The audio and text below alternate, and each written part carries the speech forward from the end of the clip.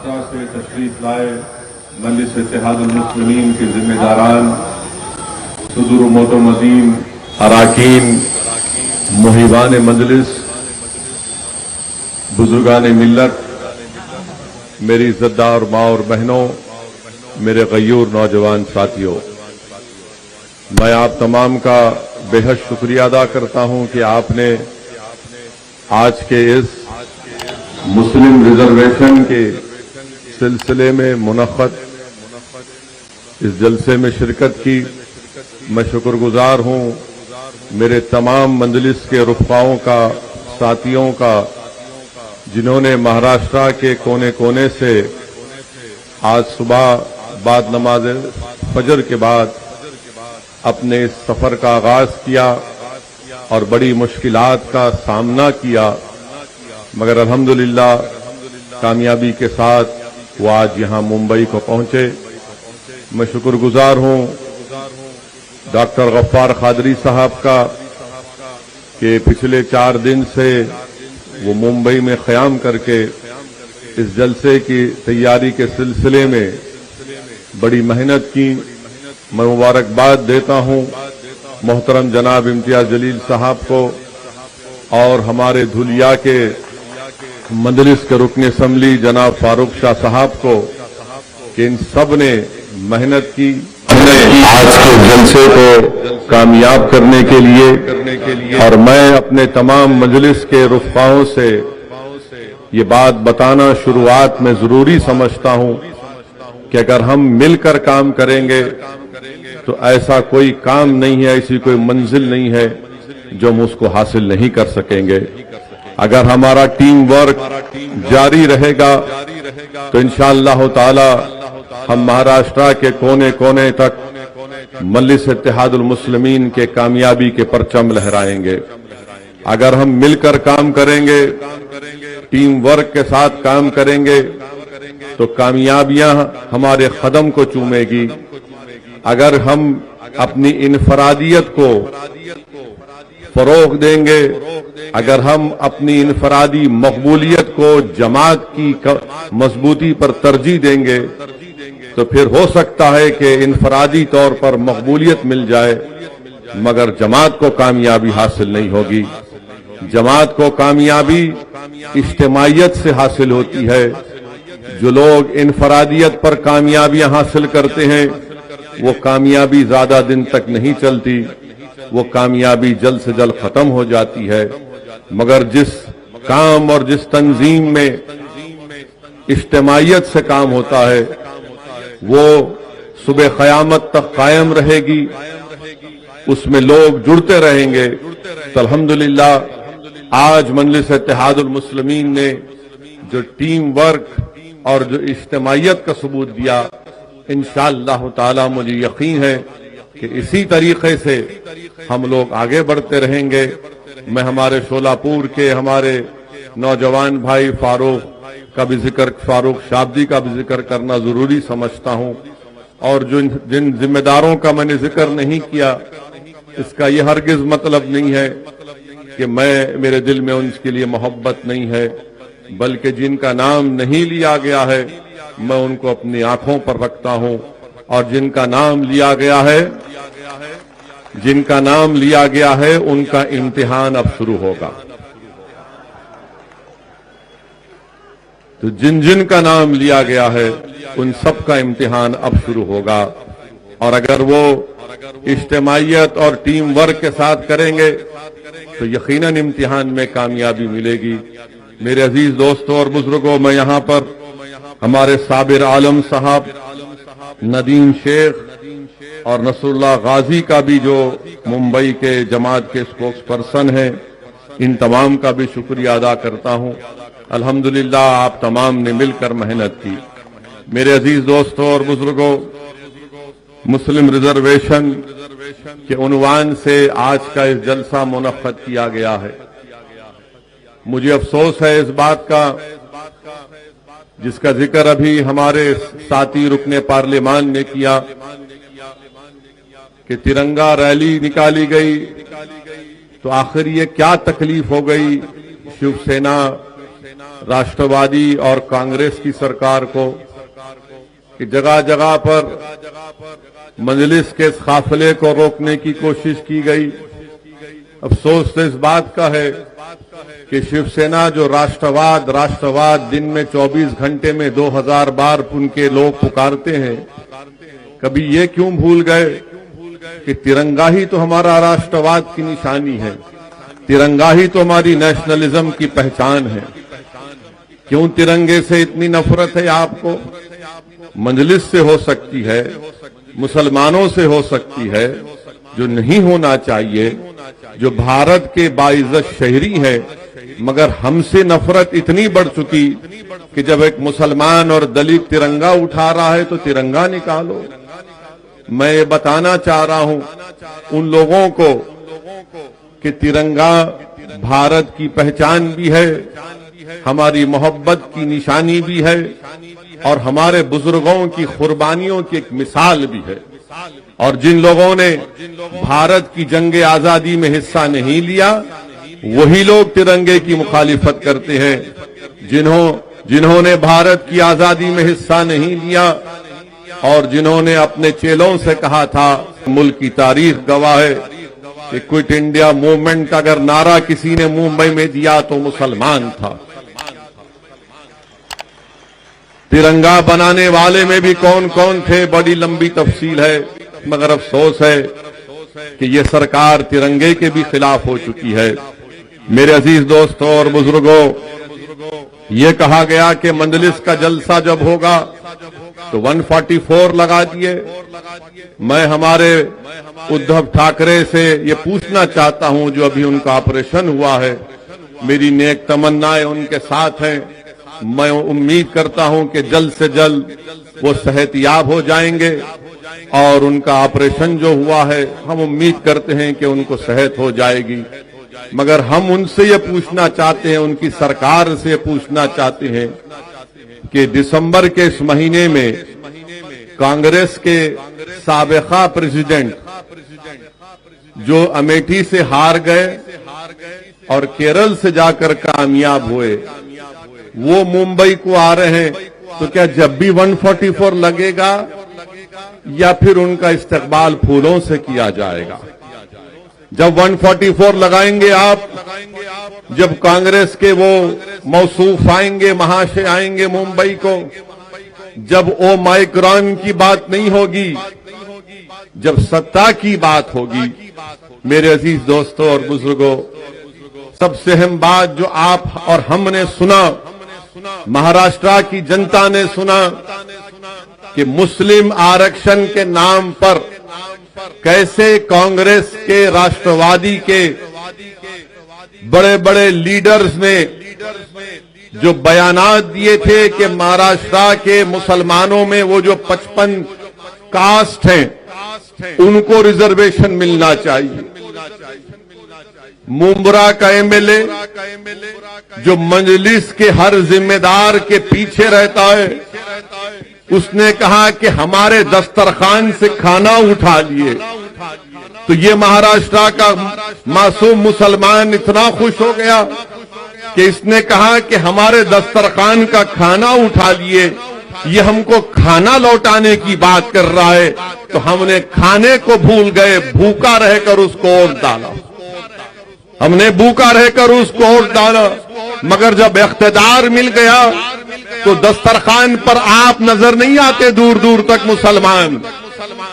मुसलमान उस दस्तरखान पर नजर नहीं आता जिस पर बोटियां हैं, बड़े बड़े खाने हैं और उस टेबल पर तीन ही लोग बैठकर दबा दबा कर खा रहे हैं, जिसका नाम उद्धव ठाकरे भी है, जिसका नाम शरद पवार साहिब भी है और कांग्रेस के कौन है कौन कहने नहीं मालूम।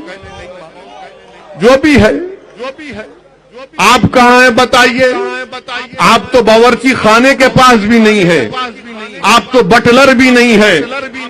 आपका काम यह है कि इनको खाना पकाने के लिए हर चीज मुहैया करो और जब खाना पक जाएगा तो ये तीनों बैठकर खा लेंगे और हम ललचाई हुई नजरों के साथ अपने बच्चों को भूखा रखकर अपने घर में चिराग नहीं जलाकर इन जालिमों को हमने इख्तिदार दिया। क्यों दिया कि इन्होंने कहा था कि मंजलिस को वोट मत दो, मंजलिस वोट काटेगी। आपने उन पर भरोसा किया। अब देखो दस्तरखान पर कौन बैठकर दबा दबा कर खा रहा है। मेरे अजीज दोस्तों और बुजुर्गों, ये महाराष्ट्र के मुसलमानों को सोचना है कि आपने वोट दिया था राष्ट्रवादी कांग्रेस को और कांग्रेस को।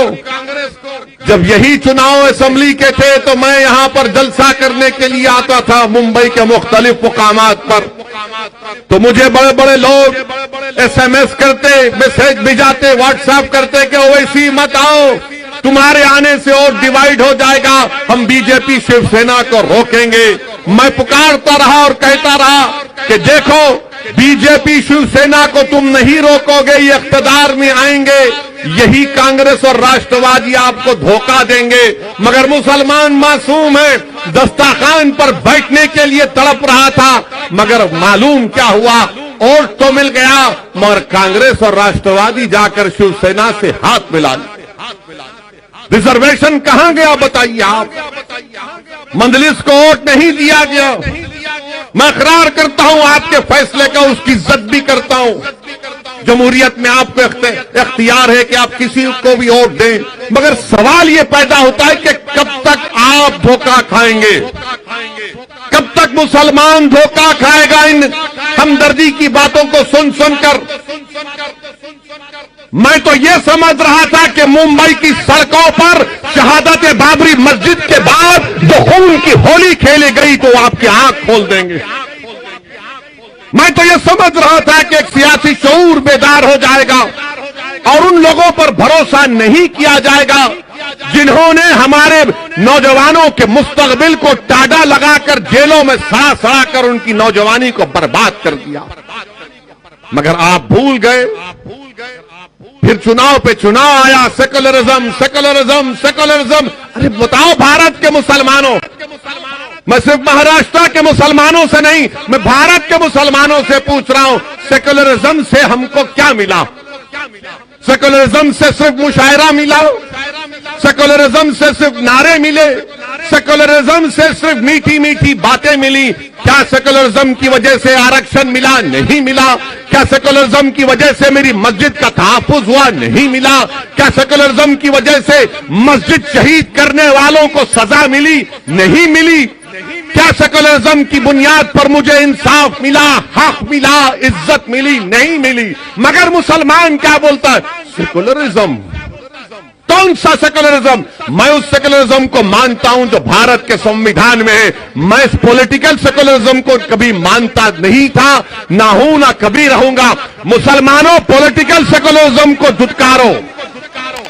आपको एक सियासी ताकत बनना है, आपको एक सियासी कुव्वत बनना है। रिजर्वेशन तो तभी हासिल होगा। रिजर्वेशन हम क्यों कह रहे हैं? रिजर्वेशन इसलिए कह रहे हैं क्योंकि भारत के संविधान में आर्टिकल 15 और 16 के तहत जो फंडामेंटल राइट में आता है, जो फंडामेंटल राइट के चैप्टर में आता है, उसमें ये गुंजाइश है कि वो कौम, वो कास्ट जो सोशली, समाजी और एजुकेशनली, तालीमी तौर पर, समाजी, इक्तिसादी और तालीमी तौर पर पीछे, उसको रिजर्वेशन मिलना चाहिए। हम किसी और को रिजर्वेशन दो, हम उसके खिलाफ नहीं है, दो आप। मगर तरफे तमाशा ये है, नाइंसाफी की हद ये है कि high court, Mumbai high court ने कहा कि महाराष्ट्र के मुसलमानों को रिजर्वेशन दिया जा सकता, दिया जाना चाहिए। वो बैकवर्ड है सोशली, एजुकेशनली। उसके बावजूद भी ये 3-in-1 की सरकार, शिवसेना, राष्ट्रवादी और कांग्रेस भूल गए और मराठा रिजर्वेशन की बात करते हैं। अब आपके सामने ये बताना जरूरी समझता हूं कि आप यहां से एक पैगाम लेकर जाएं। असदुद्दीन ओवैसी कोई अपने दिमाग से कोई आदादो शुमार या फैक्ट्स एंड फिगर्स बनाकर ये बात नहीं कह रहा है। क्या आपको मालूम, महाराष्ट्र के मुसलमानों जिन्होंने सेकुलरिज्म के बात पर राष्ट्रवादी और कांग्रेस को वोट दिया, कितने महाराष्ट्र में मुसलमानों के ग्रेजुएट होते हैं? आज के इस जलसे में कितने मुस्लिम ग्रेजुएट हैं? हाथ उठाओ।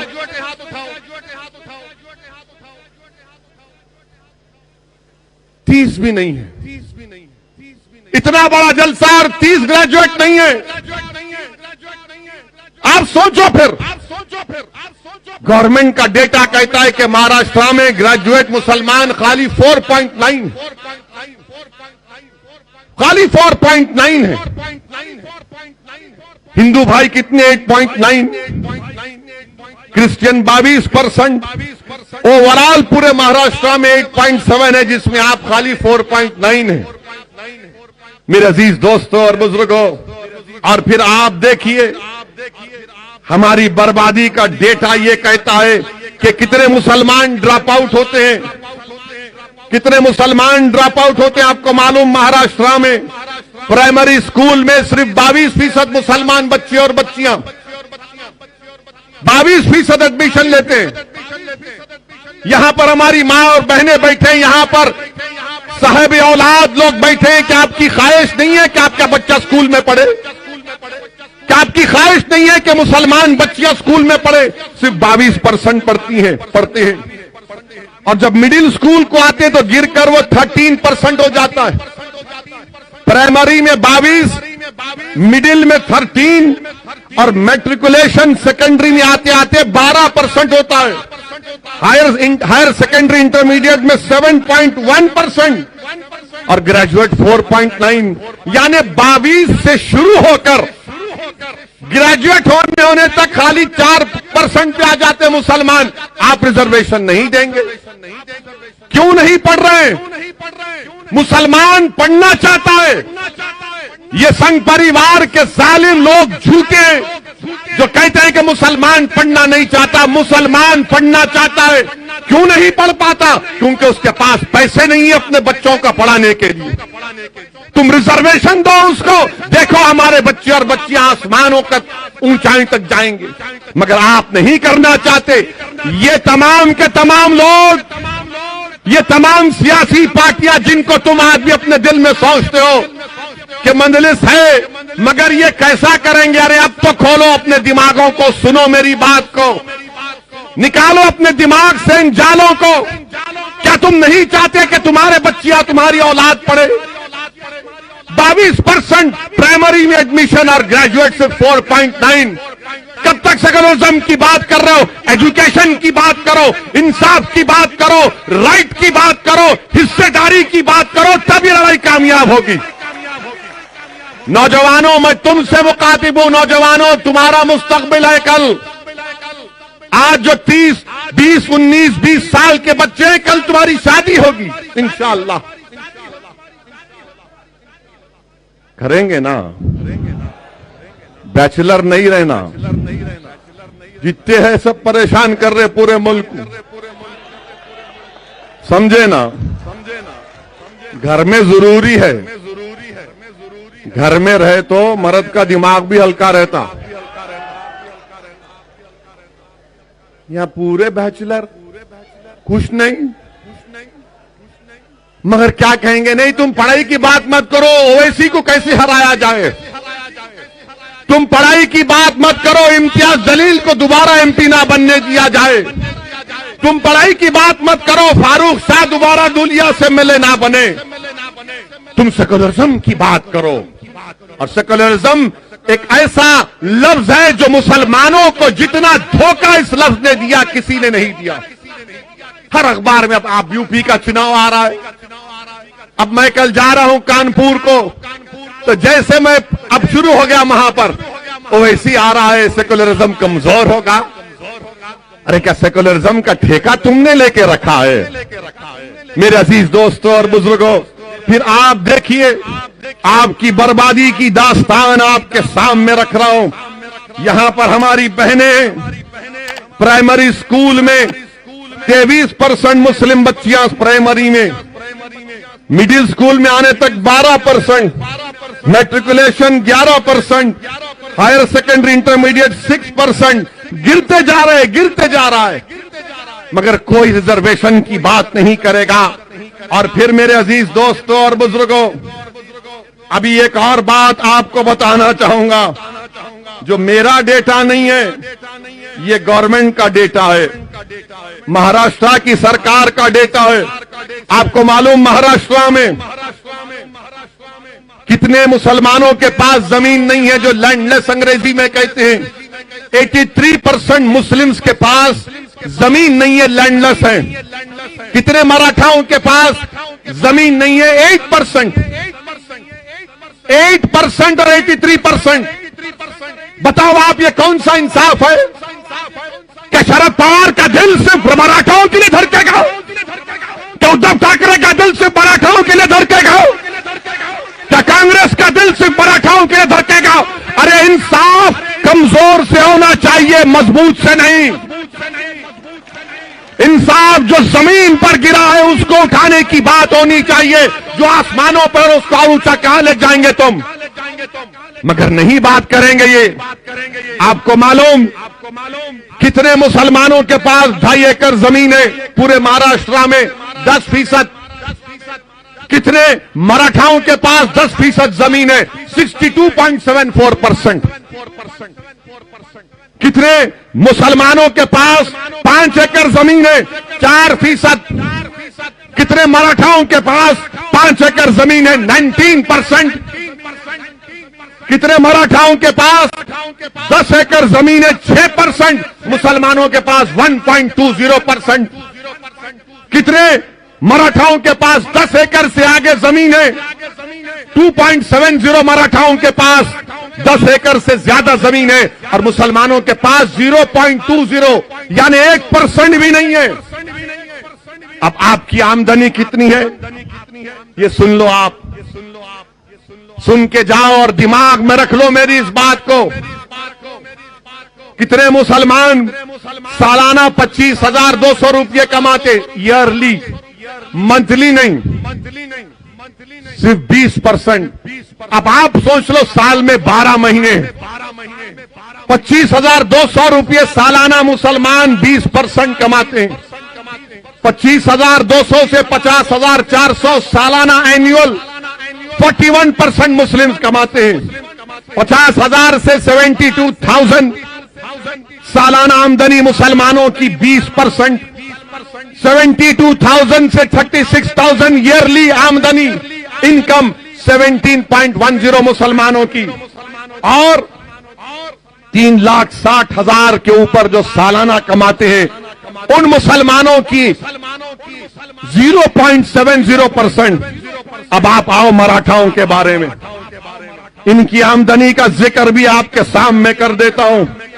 और ये मीडिया वाले बैठे हैं, यकीनन इनको तकलीफ हो रही होगी दिल से कि ये क्या बात कर रहा है। मैं अंदर की बात कर रहा हूं जो अब तक आपने बाहर नहीं लाई थी। मैं आपने अंदर की बात नहीं लाई, मैं कर रहा। आप सुनिए, मराठाओं में 24,000 जो सालाना आमदनी है वो 22%। मुसलमान में 25,000 जिसकी सालाना आमदनी है वो 20%। मराठाओं में 24,000 से 50,000 ईयरली इनकम कितनी लोगों की? 22%। 50,000 से 1 लाख 19%, और हमारे पास 50,000 से 72,000 ओनली 20%। 1 लाख से 4 लाख 8% मराठाओं की आमदनी है, या 72,000 से 3,60,000 ओनली 17%। मेरे भाई, अब आप बताइए। अच्छा, फिर अब आप आ जाइए कि जो सोर्स ऑफ बोरोइंग है, मराठाओं को बैंक से 40% लोन मिलता है, मुसलमानों को बैंक और कोऑपरेटिव मिलाकर 5.8, कोऑपरेटिव सोसाइटी से मराठाओं को 39% मिलता है, मुसलमानों को क्रेडिट सोसाइटी से 2.6, ये प्राइवेट मनी लेंडर से मराठाओं को 14%, मुसलमानों को 4%, रिश्तेदारों से सबसे ज्यादा मुसलमानों को लोन मिलता है 17%, प्राइवेट बैंक से मराठाओं को 2.14% मिलता है, और मुसलमानों को प्राइवेट बैंक से कुछ नहीं मिलता, डेटा ही नहीं। अब आप आ जाइए कि आईएएस ऑफिसर कितने मराठाओं के? 15.52%। मुसलमानों के कितने हैं? कितने IAS ऑफिसर है महाराष्ट्र में मुसलमानों? कितने? कितने? एक भी नहीं है। एक भी नहीं है। IPS ऑफिसर 28% मराठा है। कितने मुसलमान है? 1.97%। और वो जो 1.97% है वही मंजलिस को बोलते हैं जी टीम है, इन्हें ऐसा करता, इन्हें वोट काटता। अरे तुम किसको खुश कर रहे? तुम किसको खुश कर रहे? जिन्होंने बर्बाद कर दिया हमको, तुम उनकी तारीफ में लगे हो। और IAS ऑफिसर 18% मराठा है। मंत्रालय में कितने मराठा हैं? 16.17%। मुसलमान कितने हैं? 0। मेरे अजीज दोस्तों और बुजुर्गों, ये मुसलमानों की बर्बादी की दास्तान आपके सामने रख रहा हूं। अब कोई कहेगा तुम घर की बात नहीं किए, तो कच्चे घरों में सबसे ज्यादा रहने वाले मुसलमान 67%, सेमी पक्का घरों में रहने वाले मुसलमान, और रेंटेड घरों में रहने वाले कौन? मुसलमान। एक कमरे में अगर 4 लोग रहते हैं तो सबसे ज्यादा कौन है? मुसलमान। एक कमरे में, 2 कमरे में 48% मराठा रहते हैं। मुसलमान का डेटा नहीं है। 3 कमरे में मुसलमान का डेटा नहीं है। 5 से ज्यादा कमरे में मुसलमान का डेटा नहीं है। अच्छा, टॉयलेट फैसिलिटी, बैतुल खला 35% मुसलमान के पास, मराठाओं के पास 76%।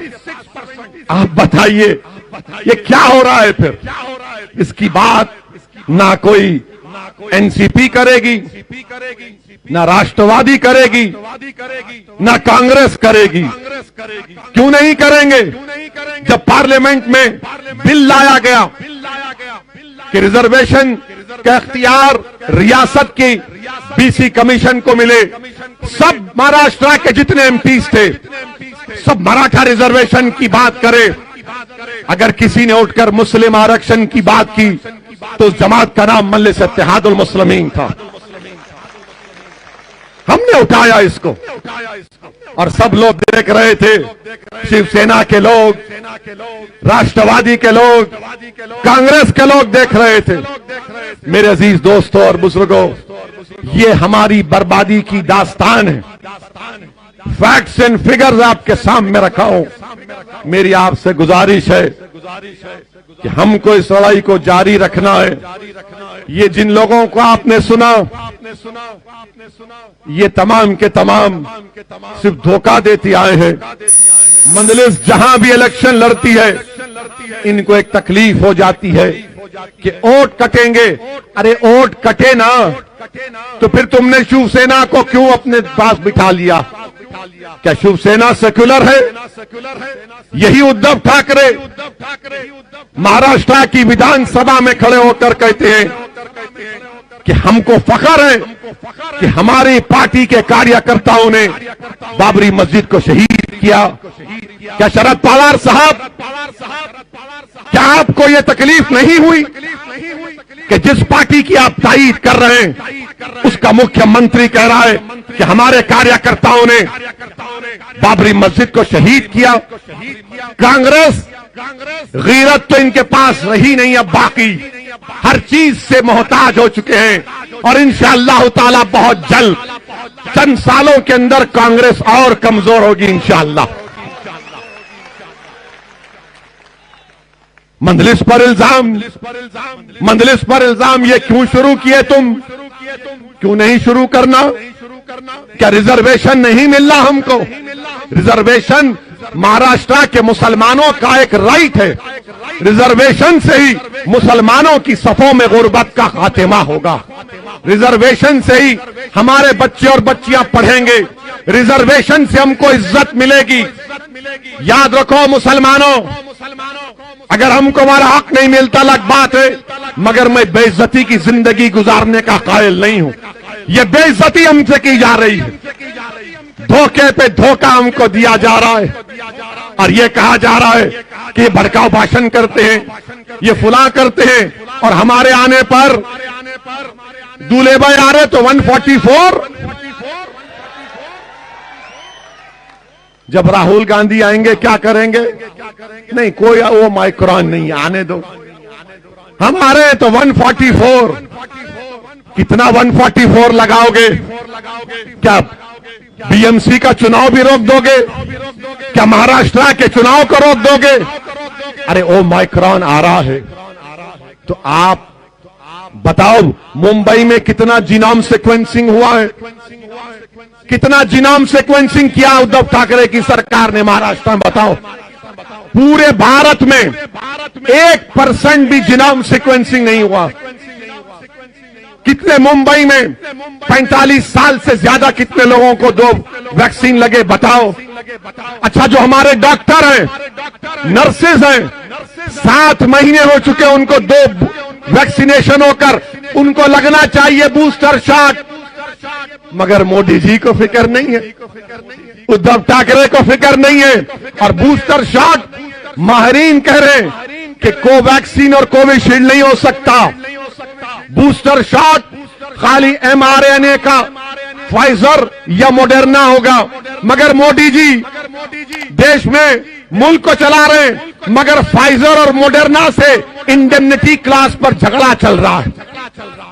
थर्ड वेव आएगी नहीं आएगी अल्लाह जानता है, हम भी नहीं चाहते कि थर्ड वेव आए, मगर बूस्टर शॉट लगाएंगे नहीं लगाएंगे ये आपका काम है। मैं मुसलमानों में तो बूस्टर शॉट लगा के रहूंगा इंशाअल्लाह ताला।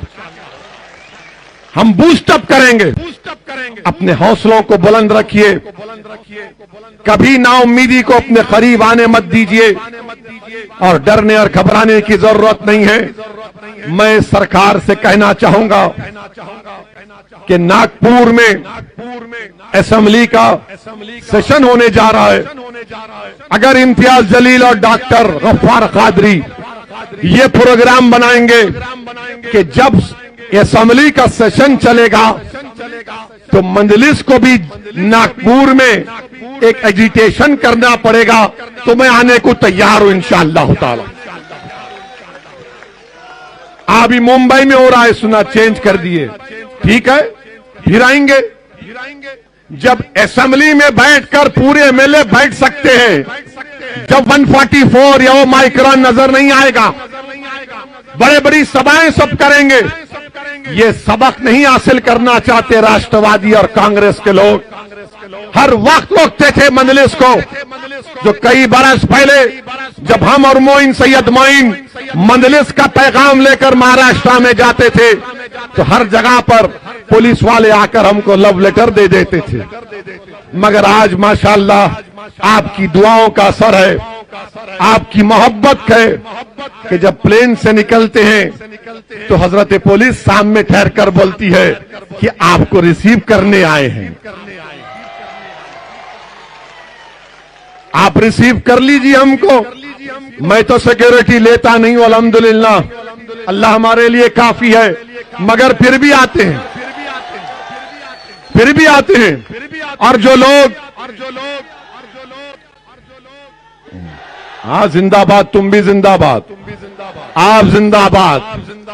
याद रखो मेरी एक बात को, महाराष्ट्र के मुसलमानों, मौत तो एक मर्तबा आएगी, आएगी ना एक मर्तबा, मगर तुमको लाखों मर्तबा जिंदा रहना है, लाखों मर्तबा तुमको जिंदा रहना का, एक बार नहीं लाखों मर्तबा। और जिंदगी का सबूत हरकत करने से है, जिंदगी का सबूत लड़ने से है, जिंदगी का सबूत अल्लाह के सामने गर्दन झुकाने से है, जिंदगी का सबूत अल्लाह के सामने अपनी बेबसी का इजहार करने से है, जिंदगी का सबूत जालिमों के सामने बेबसी नहीं हक को हासिल करने का मुतालबा करने में। ये काम हमको करना है और आप और हम मिलकर करेंगे। जब महाराष्ट्र के मुसलमानों को इंसाफ मिलेगा तभी तो सही इंसाफ होगा। भारत की जमहूरियत मजबूत होगी। सुनो, मुंबई के और महाराष्ट्र के मुसलमानों, अंग्रेजी में इंटरजेनरेशनल मोबिलिटी एक लफ्ज है, इंटरजेनरेशनल मोबिलिटी एक लफ्ज है। और वो क्या लफ्ज है कि क्या बेटा अपने बाप से आगे गया तालीम में, दौलत में, तो जो मुसलमान 1950 और 1960 में पैदा हुआ, उन्होंने अपने बाप, अपने वालिदैन से ज्यादा तरक्की की। जो मुसलमान 1970 और 80 में पैदा हुआ, वो अपने बाप से पीछे हो गया।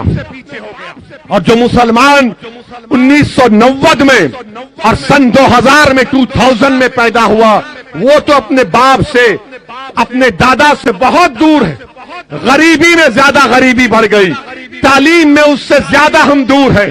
बताओ, दलितों में, आदिवासियों में, अपर कास्ट में, हिंदू भाइयों में, क्रिश्चियनों में, जैन में, इन सब में तरक्की हुई है क्या? उनका बेटा अपने बाप से आगे निकल गया, और अगर कोई नहीं निकला तो मुसलमान है। आपको मालूम, महाराष्ट्र में हमारे दलित भाइयों से मुसलमान एजुकेशनल अटेनमेंट में कितना पीछे? 11% है। यही जब पढ़ता हूं तो जबान में कड़वाहट पैदा हो जाती है, तकलीफ होती है, गुस्सा आता है कि आखिर हमको क्यों पीछे छोड़ दिया जा रहा है। इसकी एक वजह है मेरे अजीज दोस्तों, जिस दिन भारत का मुसलमान अपनी एक सियासी ताकत को बना लेगा, अपनी एक पॉलिटिकल एम्पावरमेंट, अपनी एक पॉलिटिकल लीडरशिप को बना देगा, याद रखो उस दिन नाइंसाफी के दौर का खात्मा होगा। अगर आप अपनी सियासी ताकत को मजबूत बनाएंगे तभी तो होगा ना। और जो लोग तुम्हारे पास आकर कहेंगे नहीं नहीं नहीं जीत सकते, नहीं कामयाब हो सकते, तुमको सबको लेना पड़ेगा, मेरे भाई याद रखो, हाँ, रोटी डालते वक्त आटे में थोड़ा सा नमक की जरूरत पड़ती है, मगर मैं क्या अपने खुद का खाना नहीं पका सकता? क्या मैं अपना खुद का खाना नहीं पका सकता? क्या मैं अपने हाथों से अपने मुकद्दर के फैसले नहीं कर सकता? क्या मैं अपने हाथों से अपनी कौम को लेकर आगे नहीं बढ़ सकता? यही बात कई लोगों ने इम्तियाज जलील से कही थी, और इम्तियाज जलील ने सारी दुनिया को बता दिया कि मुसलमानों में अगर हौसला और अज़म होगा तो तकदीर भी उसका साथ देती है। तुम अपने दिमागों से इस बात को निकालो मुसलमानों कि हम जीत नहीं सकते। अरे तुम जीतोगे इंशाअल्लाह ताला। जीत की पहली सीढ़ी है, जीत की पहली सीढ़ी है कि तुम इत्मीनान और एतमाद में रहो कि मैं कामयाब होऊंगा, मैं कामयाब होऊंगा। मैं तुमको बता रहा हूं, मैं जाती तौर पर अपने बारे में बता रहा हूं। हैदराबाद जाकर मेरे दोस्तों से पूछ लो कि मैं अपने बचपने में बेहतरीन पढ़ने वाला नहीं था, मैं 90-80% लाने वाला नहीं था। अकबरुद्दीन अवैसी थे जो उस वक्त भी 90, आज भी 99 पर है। मैं उस वक्त भी 50 पर था और आज भी 50 पर हूं, मगर मुझ में एक जिद थी। जब मुझसे कोई कहता कि नहीं हो सकता, मैं कहता था कि नहीं, करके दिखाऊंगा। और वो काम आपको करना है। अल्लाह ने हम सबको काबिलियत दी है। मुसलमानों सिर्फ आपको एतमाद को पैदा करना है। ये लड़ाई रिजर्वेशन की, ये रिजर्वेशन की लड़ाई आपके आने वाली नस्लों के लिए है। नौजवानों, कल जब तुम बाप बनोगे इंशाअल्लाह तुम्हारी औलाद होगी। तुम सोचो क्या तुम वही चाहोगे कि तुम्हारी औलाद भी तुम्हारी तरह गरीब रहे, उनको उनका हक ना मिले? हक मिलने के लिए मिल के लड़ना पड़ेगा। आप तमाम का बेहद शुक्रिया। ये लड़ाई का आगाज है, इख्तिताम नहीं है, और लड़ाई होगी। अस्सलाम वालेकुम व रहमतुल्लाहि व बरकातुहू।